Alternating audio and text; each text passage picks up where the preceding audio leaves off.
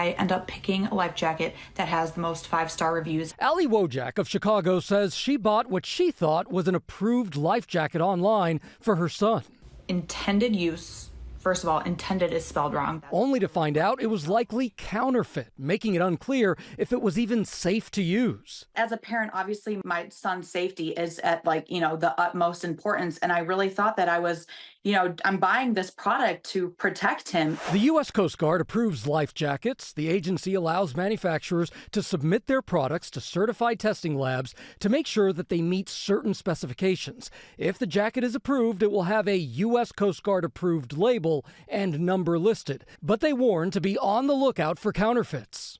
I have seen it on social media. I have seen it on different online digital shopping where people buy something called a life jacket, but you can really end up getting a life jacket that is not going to provide the buoyancy and the life-saving that it needs. This is one of the most important safety devices in the world.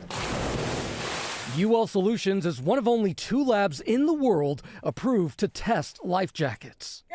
There's a number of different standards, but what our team looks for, first of all, how quickly can you get it on? And then you need to test for fit and comfort. You don't want to slip out of it. You don't want it to float away. Right, it's not one size fits all. It is not one size fits all. UL giving GMA a behind-the-scenes look at its rigorous testing. Here we go.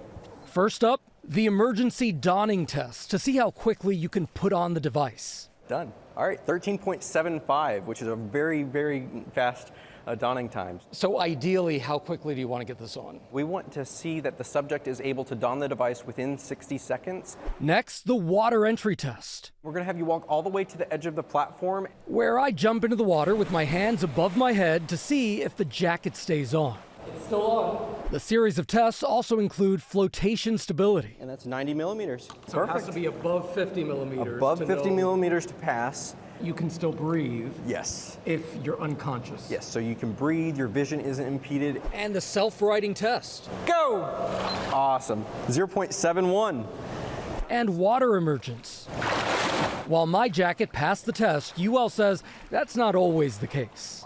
Our experience is that 30% of the flotation devices that are brought to our labs do not pass those initial tests. UL says it then works with the manufacturer to fix any issues to make sure that the product you're buying is safe.